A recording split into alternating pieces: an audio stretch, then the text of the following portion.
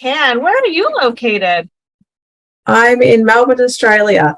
I was going to say, your accent, what time is it there? Oh, it's 11:30 at night time. It's nice and quiet out in my home. Everyone's asleep, which is good. Amazing. Well, thank you for accommodating us. No problem at all. I thought, why not? It's Friday night here, so it's a good way to end the week. Perfect. Awesome. Well, I'm excited to have you on the podcast. Let me just make sure we're okay. We're recording. So I'm sure that Vera kind of gave you the lay of the land. It's a very casual conversation, but I've got lots of questions for you. I think you're going to be a great guest for our audience. As you may or may not know, our audience are interior design firm owners. A lot of them come into this as their like second or third career. And a lot of them are kind of feeling right now, like, is this for me? Because it's sort of slowing down in the industry because of the economy over here. And so there's a lot of uncertainty. So I think this will be a really great conversation to have, to sort of help people, inspire them to go one direction or the other or what have you. So do you have any questions for me before we start? No, I'm all good to just go with the flow and see where the conversation leads. Awesome. And excuse me, I'm recovering from a cold. So if I mute myself, it's probably to cough or get a Kleenex or something. Okay. I'll let you do most of the talking. All right. We'll see how we go. So then at the very end, I always ask our guests to share like a last nugget of wisdom. It can be something we talked about in the podcast you just want to expand on or something new. And then also at the beginning, when I hit clap, I'll just say, hey, welcome. And then I'll have you just give a brief introduction to my listeners in your own words, who you are, where you come from and what you're all about. And then we'll dive in. Okay? All right. Sounds good. All right, I'm going to clap. All right. I'm Rebecca Hay, and I've built a successful interior design business by trial and error, podcasts, online courses, and so many freaking books. Over the last decade, I've grown from an insecure student to having false starts to careers, and now I'm finally in the place where I want to be. Throughout my journey, it's been pretty obvious that I'm passionate about business and helping other entrepreneurs do the same. Each week, I'll share tangible takeaways from my own experience and the experiences of other badass women to help you build your confidence and change your business. All right. Welcome, Angela, to the podcast. Thank you for having me, Rebecca. I'm excited to have you and have this conversation because right now in the world is a weird time. And so I think talking about change and careers is really top of mind. But before we dive into all the questions, can you just let my audience know a little bit more about who you are? Sure. My name's Angela Wilson. I come from Melbourne, Australia. So coming to you from the future, and that I am at a point in my life where I have redesigned my career and had a few career changes that have led me to where I am at the moment as a business owner of Career Design Studio. And when I think about the path that I traveled to get here, it might be something that we can unravel a little bit more as we talk through in this conversation about those times in our lives where we have this idea where we're headed, and then life can often change that. And that's happened to me quite a few times, that I wrote a book about career crisis and about those moments and those unexpected changes that we go through. And that has led me to now help other people who are in the same kind of position where they're wondering, who am I now? I've been through a bit of uncertainty and change. Where do I want to head? What's my next step? And I help people get really clear about that, rediscover who they are after what they've been through, and help them and support them while I take those steps into the unknown. I love it. I love it. Is it something that, do people know when they're in a career crisis? I'm like, I heard you say that. I'm like, career crisis. I like that terminology. Like, is it something that you're aware you're in a career crisis, or do some people not? Like, what I mean is, if someone's maybe unhappy, but they're not pinpointing what it is, that it's a career. Am I making any sense at all? You are. And I I guess after, in hindsight, there's a lot of things that we can take into that. In the moment, you're probably, and I can relate to this as well, we're probably feeling a little bit uncomfortable that something's not quite right, and we might not be able to pinpoint it, and we might avoid it. We might just sort of push it away. And I know that in my career, I come from education, and for a long time I went, I'll just try something else. I'll see if this fits just a little bit better. And that we can have those moments where we're going, it still doesn't fit. And is it me? We often think that, maybe I'm not doing all that I can in that moment. And then there's that realization where I'm hoping that people can get to this point where they realize that, this career choice, the next one I'm about to make, is a bit more meaningful, and I want to step into something that suits me, that feels right, and that's when I love talking to people about change and transition, because it's usually that messy middle bit where people are feeling a little bit uncomfortable and might not know that they're in a crisis. They might not share it with many people as well, and not identify it until they maybe speak to someone else who's been in the same position, or who is going through the same thing, or speaks the same language. Then they might sort of open up a little bit more. So it's sometimes done in a bit more private, unless you've been through some kind of change that everyone has experienced, like COVID, and people were talking about it a bit more, or where you might open up to someone like a coach or a therapist and go, something's just not right.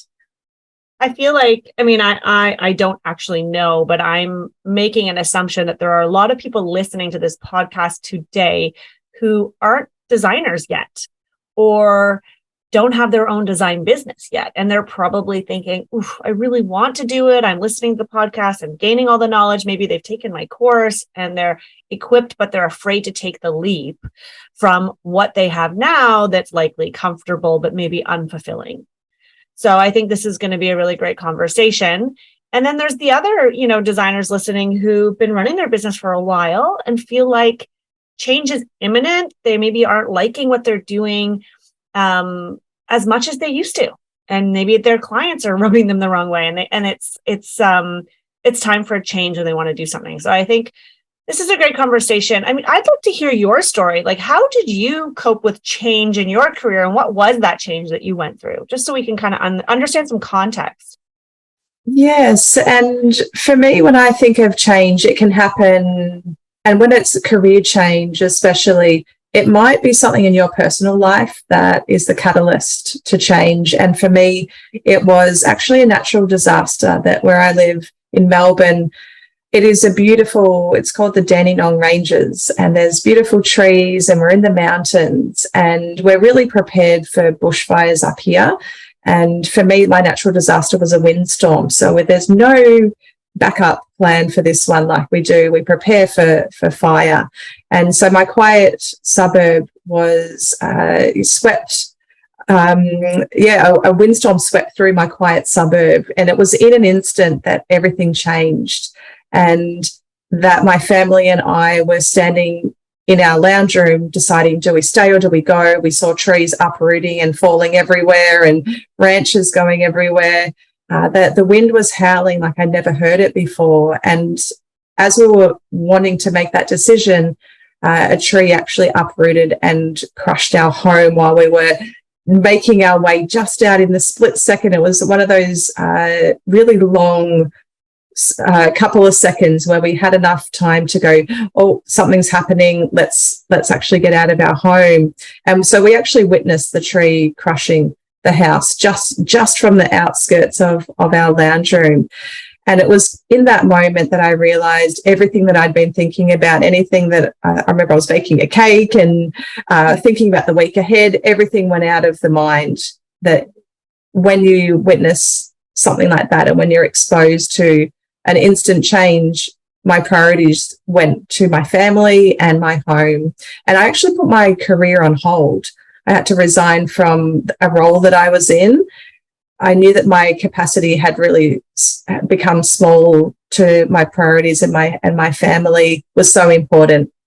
And so for me, I had to go through life without that driver of a career. I was very career driven, and that, well, what do I do while I'm going through insurance and council and battling all of that comes with a natural disaster, and then rebuilding a home, going through all the building, all of that, the design part of it. And so I took time to reevaluate myself and reassess. That was about the only thing I could do and had in my control was, well, how do I want to spend my time? What else would I like to know about myself? And that when we do go through those changes in our life, it can then affect all these other areas. And I realized that when I went to step back into my career, I thought, okay, I'll step back into what I've always known. And that was the most uncomfortable moment when I thought, oh, I've changed so much that the career around me no longer fits. It no longer looks right. It no longer suits my interests, or I had developed a lot of new strengths and skills while I was going through the process of the trauma and processing what we went through. And then also, finding out more about myself. And so my life change also changed my career. And I had those moments where I went, well, who am I now? Where do I want to go? What's really important to me in my career? I understand my life now, and I understand myself a little bit more. And where do I want to take all these new parts of me, and what do I want to explore? And so for me, that change in my life was the catalyst for me to go and do things that I'd always thought about, those little secret dreams that may have been just sort of under the surface. And that led me to studying career development and starting my own business. And now here I am today, where it's all come together and the dots have connected. And it was a process. It was about finding those little breadcrumbs along the way to, well, what parts of me do I want to bring forward with me, and what parts would I want to bring alive, and what parts would I like to let go of as well? I'd love to talk about that transition, because like the way you explain it, it sounds so seamless, right? There was this life event and it made me question, and then now I'm doing this new thing. But I'm sure from A to Z, there was a lot going on in there, where there was probably a lot of fear and questioning, a fear of the unknown. Is this what I should be doing? What should I be doing? What would you say to someone who is in that messy middle that is like, I think I want to do this thing. How do I know if it's the right thing? And there's lots of questioning that goes on. So all what you were explaining then, I can't remember how many journals I filled out where I was questioning things and writing things down that if I don't get them out of my head, they just swirl around and around. And for me, if I get them down, the amount of mind mapping that I did as well, brainstorming to see where, well, this idea that pops in, where can that take me? And what does this question really mean? And I still do it to this day. I remember there was a particular word, I think it was the word trust. And so I wrote trust in the middle of my page again and went, well, what does trust mean to me today? And so that's what I would do. If something had come up in the moment, whether it was an emotion, whether it was a question, whether there was something that I couldn't really explain, I would draw it, or I would try and write it. And I also started taking photos as well during the process. I found that when I saw what I was going through, if it was the trees and the roots sort of exposed, or the shattering of the house, or the demolishing of our house, I'd take photos, and it gave me a different perspective of what we were going through as well when I saw it through the lens of a camera, or I'd see it on a piece of paper, and it would help me process whatever it is that I was questioning or thinking about. And it's a really great way to, as I said, get it out of your mind. And it feels like I'm taking steps forward when I do that, when I get it out. And sometimes the answers might not come, and to know that that's okay as well. Or I would be talking to someone and that would lead me to my next clue. And there's so many books we can read, podcasts we can listen to, and they can give you that one little nugget to go, there's that thing that I was thinking of, and let's explore that. I love your description of it like breadcrumbs. Because I think sometimes we get caught up in the like, I need to make a decision. Which way do I go? What am I going to do? It needs to be finite and let's get rolling. But really, sometimes it's about trust, like you said, and trusting that whatever you believe, the universe has your back, or the signs will appear, or just take that first breadcrumb, that first sort of baby step towards sort of the next thing and explore it and try it. And trust, I think, is something that in our society, nowadays, we're just trying to forge ahead. It's like we're racing to get to the next thing. And so I know for myself, just slowing down, being a little patient, which doesn't come naturally to me, and trusting that everything is going to work out, but I don't necessarily have the answer right now. And I think for our listeners today, it's like, that's the message. If you're contemplating a career change, I mean, talking to people, talking it out. I love that idea of like journaling, mind mapping, what words come to you, put it. And sometimes we get so busy, hustle. We don't take the time to stop and literally write something down. Let's put it on a whiteboard. The same thing you would do with ideas in your business, do it for your life. I love that advice. So I have a question that pertains to that, Angela, which is, because I know we have designers listening who have made shifts already in their careers, but are maybe looking back at what they left behind or are in transition and are trying to trust that the new direction is for them. But they look back at their colleagues who they used to work with, either in a previous industry or at another design firm. Maybe they used to work for a designer or they were working in a commercial design firm, and they see them excelling past where they feel they are now. Is that something that you experienced, or do you see that with your clients, that there's this, I want to do this new thing, but wow, if I had just stayed there, I could have been higher up the ladder, or I could have had more money, or I could have been more famous, or whatever, fill in the blank? Yeah, and that's quite common. And I have probably had a few conversations recently about that with people that look outside and have a bit of that comparison. Sometimes it's comparisonitis. I don't know if you've heard of that terminology, where, if I had have stayed there, or what if, or should I? And there's all these questions, those words coming out.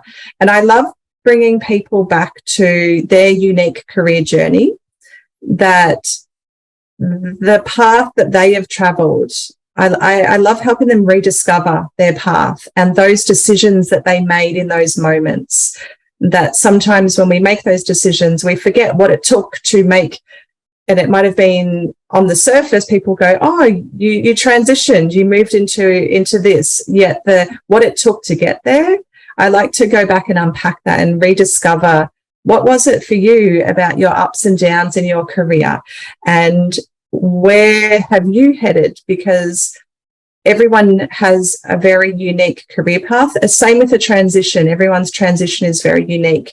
We all went through the pandemic as a whole, yet everyone felt it very differently. And it's the same with your career path, that no one has the same one. So bringing that person back to the decisions they made in those moments, and maybe even realigning them to, well, how do you feel about where you're at this point in time?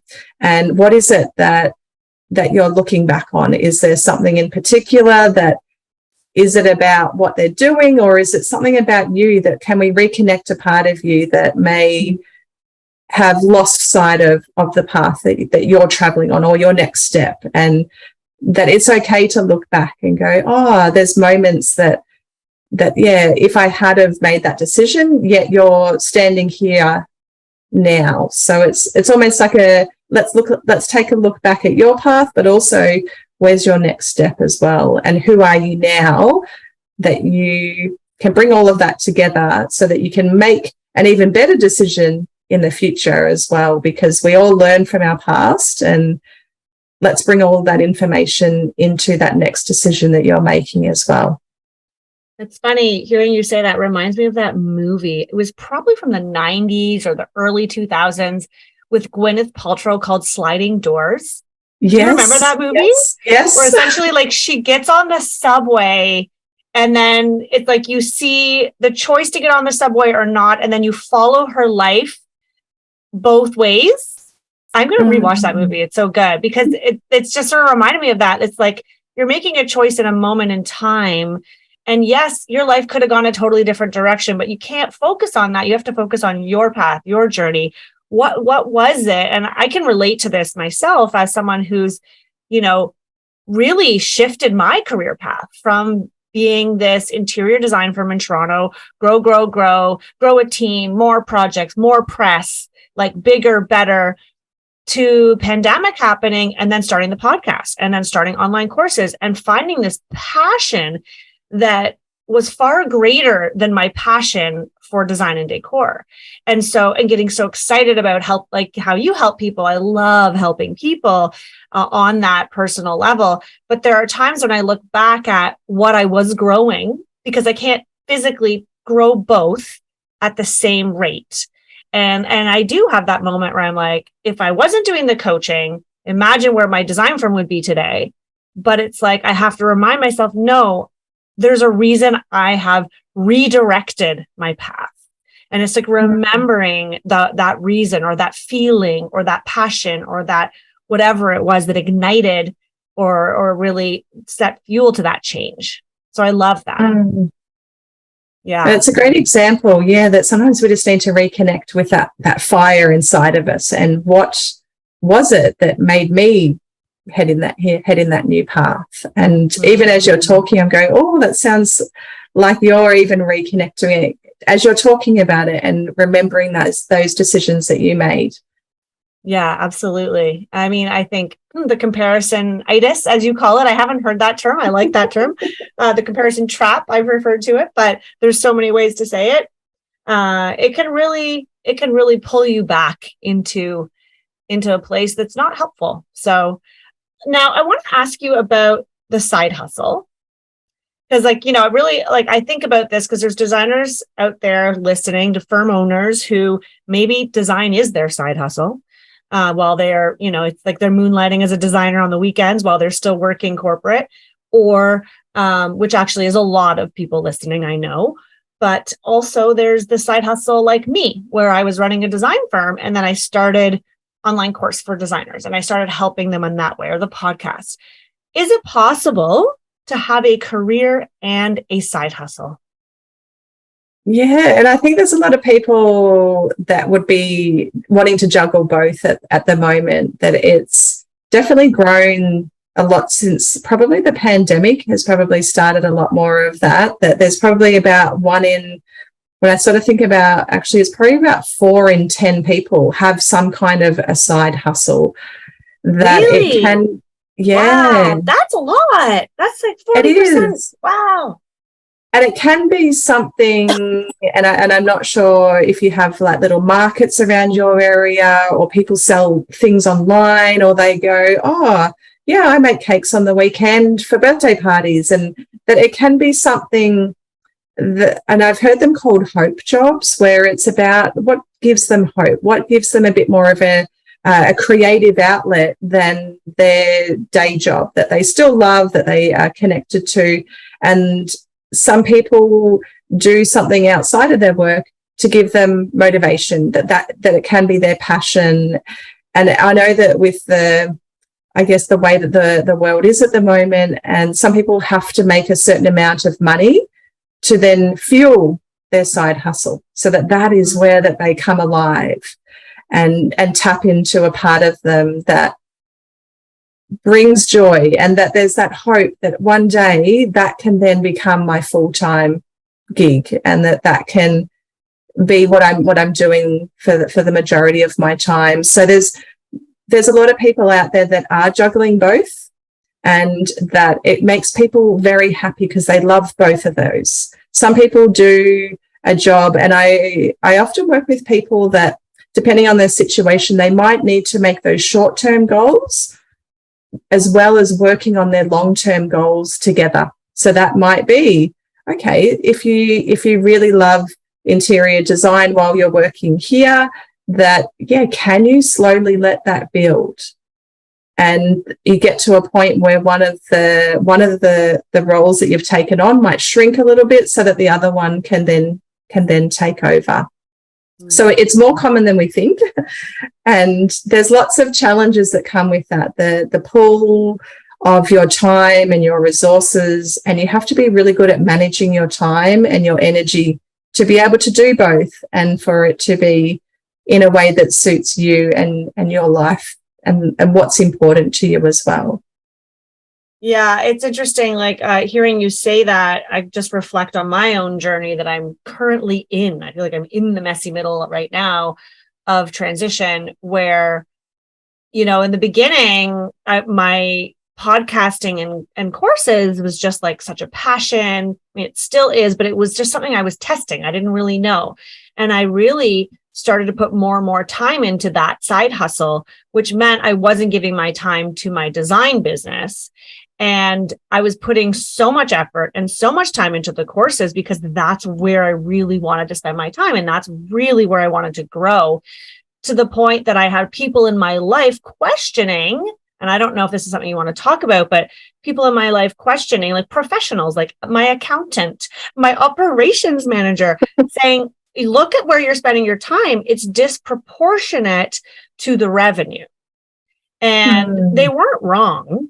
I was spending more time on my side hustle that was bringing in really not a lot of money, whereas I had this thriving design business, this 7-figure design business that was like, hey, Rebecca, remember me?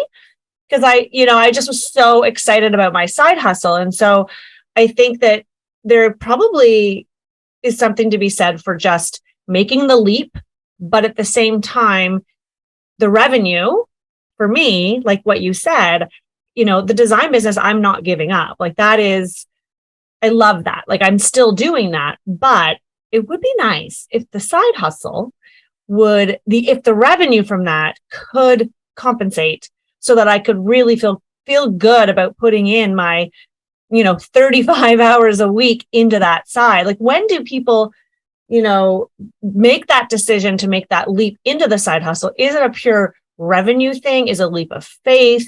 I'm curious to hear your thoughts on that. And anyone that I've ever spoken to that has had that sort of tug of time and priorities and wanting to make that decision, a lot of people say that you know when it's the right time, which I think we've sort of spoken about earlier, that trust in yourself or getting really clear on what is important to you. I know that there's lots of people out there that are searching for their passion or their meaning or their purpose or what gives them the most joy.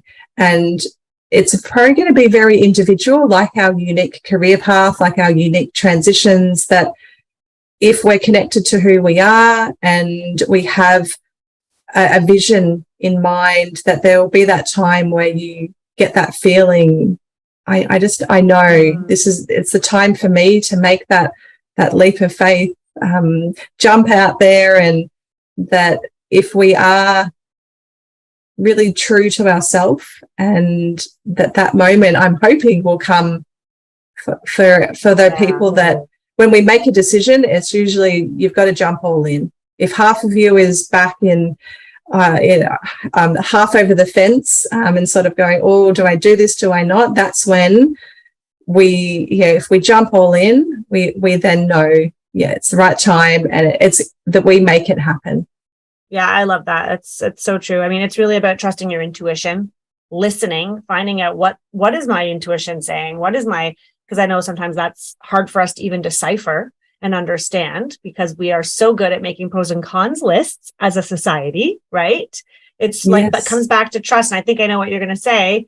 I think you're going to say that it all comes back to trust, but I was going to ask you, what do you do in those situations where you have outside forces or experts or family members or colleagues who are discouraging you from making that career change? Is it just that you have to trust yourself?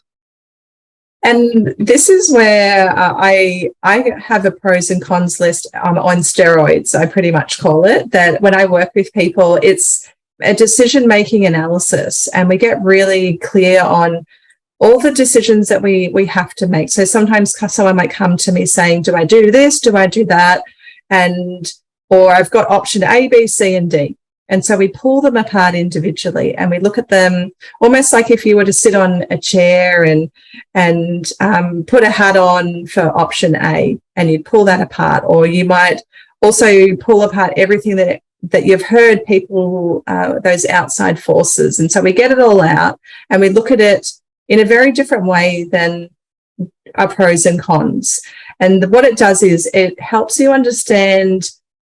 And so I guess there's probably 4 sections to this. And if I had a whiteboard, I'd draw a triangle. And in this triangle at the bottom, there's these 2 areas. One is getting really clear on yourself. And so knowing your values, your interests, your strengths, your skills, all those parts of us that make us who we are. The other part is your options. So yes, take on the information that feels right for you from the experts, from the people that you trust around you. And so you've got yourself, you've got the options around you and the information. And then if we move up in our triangle in our next session, it's about knowing how to make decisions.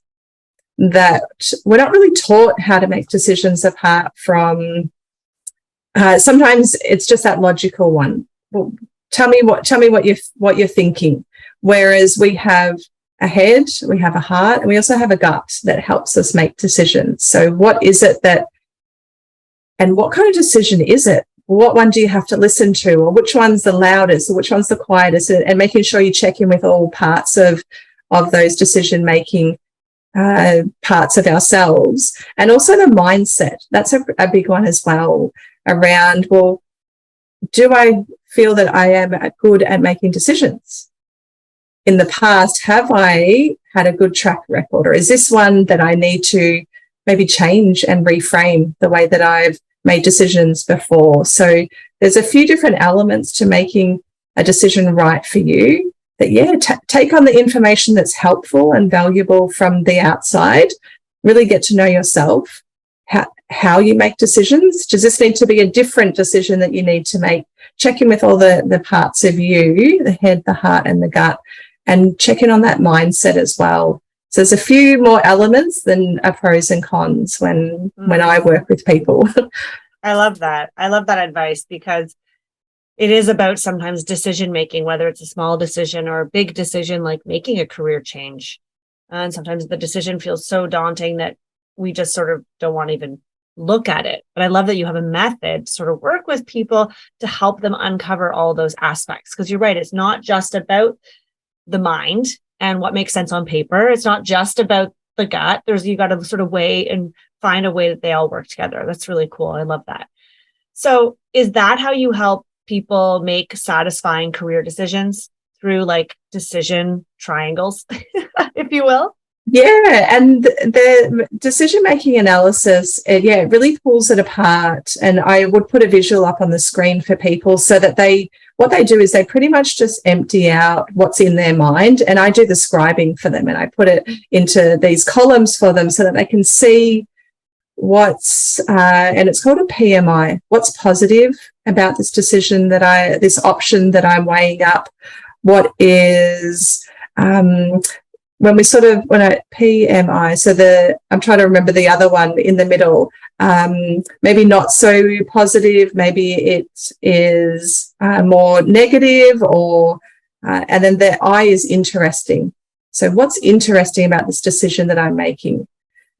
And we look at all 3 parts of those, and they get it all out, and we figure out which column does it sit in. Is it the positive? Is it the not so positive? And what's really interesting about this decision? Is there anything else that you need to collect more information about? Have you got the detail that you need to? And they either need to maybe ask someone else a question, or they're waiting for an answer, or they get a good feel of it when they see it in the 3 different columns. I love that. I feel like you could use that. I mean, I think you should just teach that. I don't know. I'm like, that's brilliant. You could do a little mini training on that. Yes. Because even just like simple decisions, like, should I move? Right? Like for me, I've been weighing with this decision for several years.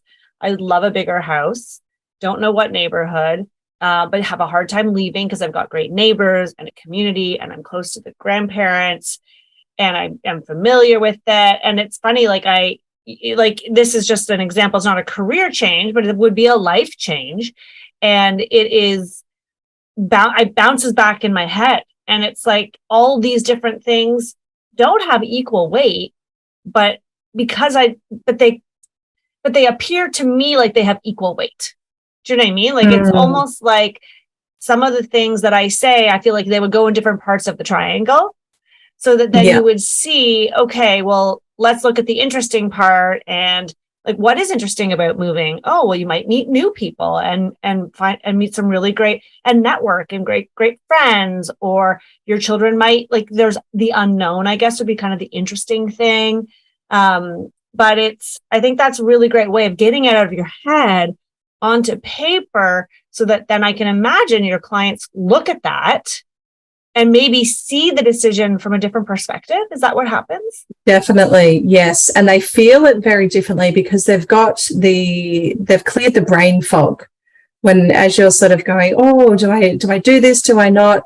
That takes a lot of energy and brain space. So when we get it out, we see it, you go, oh, okay. And usually if they sleep on it as well, they've got a clear mind, they have a good night's sleep, and it looks very different again the next morning when they have a look at it and see it from a very different, it's got a different feel to it. And there's usually the intuition, or whichever part that may have been a little bit blocked because of all the thinking, can then come to the surface, and there's resolution that just comes naturally. Yeah.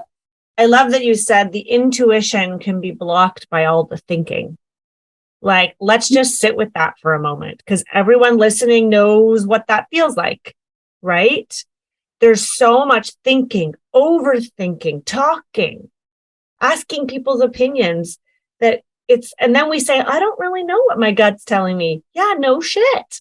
Because there's so much noise up there trying to decide, like, should I start my own design business? I don't know. The economy is kind of slow right now. It seems like there's not going to be any work. Why would I leave this career? This career is really great. So-and-so says this and so-and-so says that.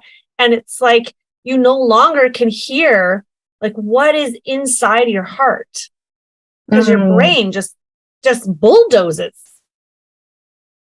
It does, for sure. And as you're sort of talking about that, where I live, it's so beautiful with nature that I have this little spot that I walk to.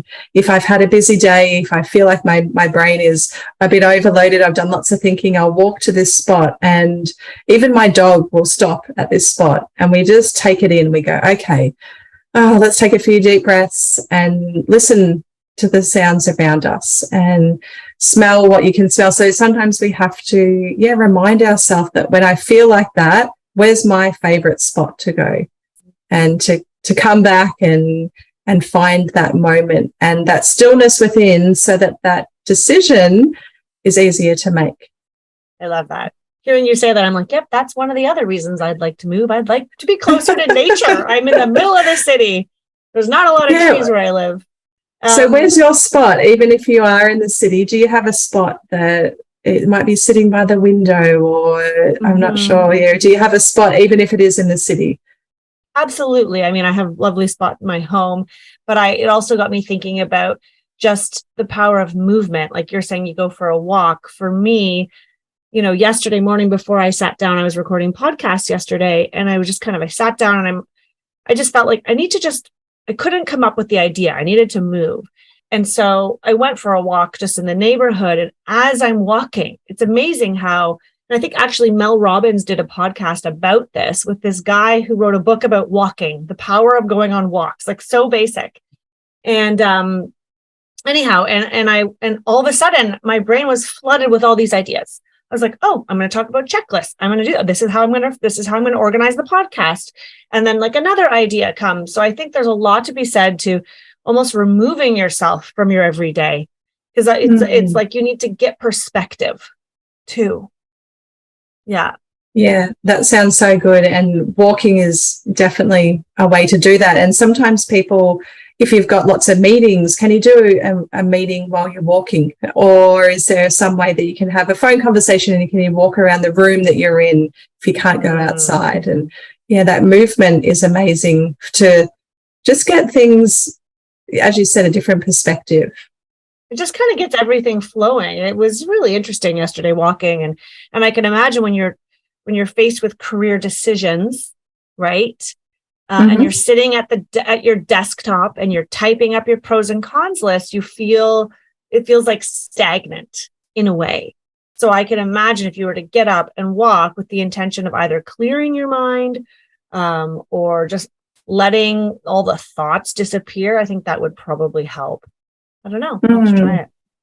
That's right. Everyone might have their own way. Maybe it's a shower where you get to sort of, sometimes in the shower, ideas come. Maybe it's having a conversation with someone that's not about work and something different. I know that I've got 2 kids, and sometimes when we get to play or laugh or do something a bit silly, that's when you can go, oh, it was so nice to just do something a bit different as well.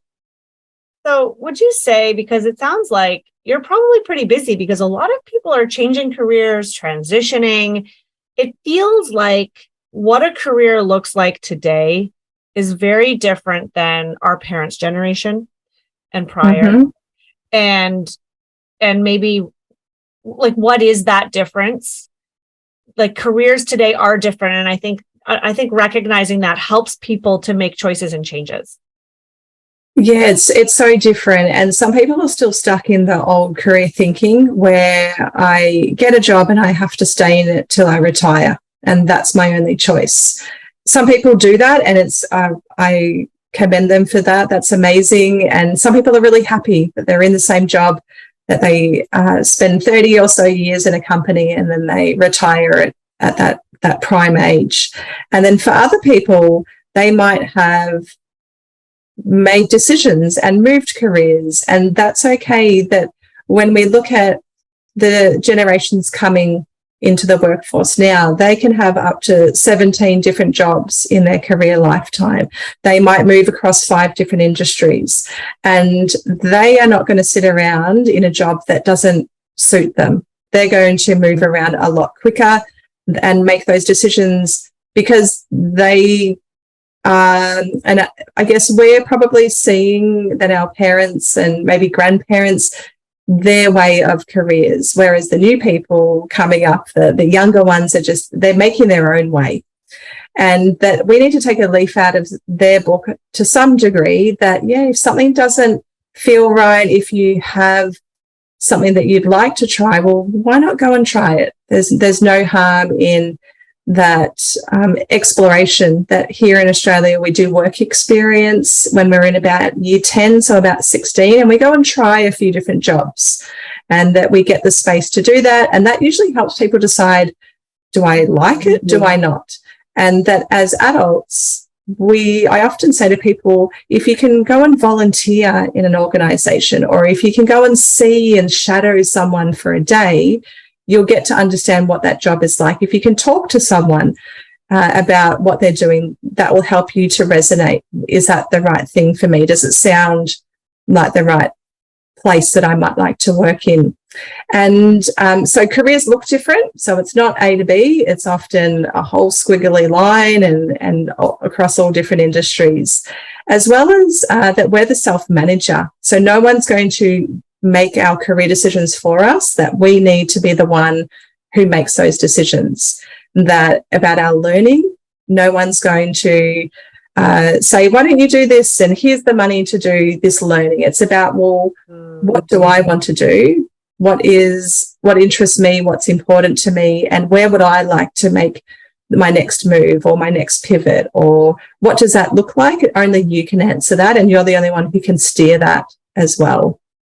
And yeah, I think the biggest difference is the meaning behind work.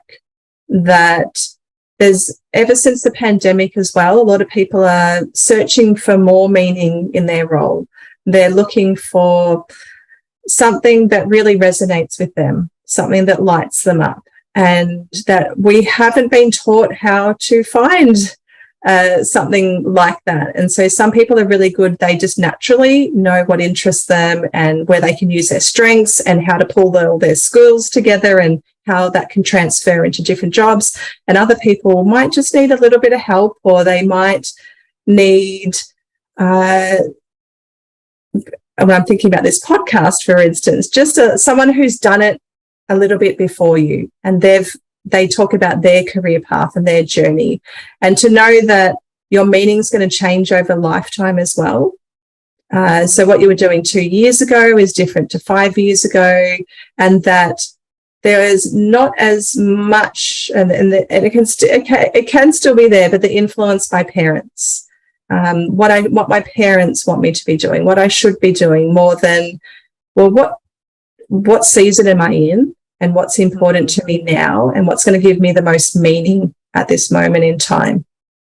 I love that. It's like a green light to change. Really, right? It's like you giving everyone that permission to just, life isn't that long. It's long, but it's short. And so why stick doing something that isn't fully, lighting you up? Because it's almost like the world has changed, is now giving you permission to change your job as well, or change your direction. I think it's great. I think that's awesome. And it can be done in such a gentle way as well. So that side hustle, it might develop over time. It doesn't have to be the great resignation, let's all quit our jobs today. It's, well, what can I do to just tap into that part of me today in a small capacity, and then let it grow organically? Yeah, I love that advice. Okay, so our time has come to an end. As you know, I always love to hear a nugget of wisdom. So what last nugget of wisdom, Angela, do you have for our audience today?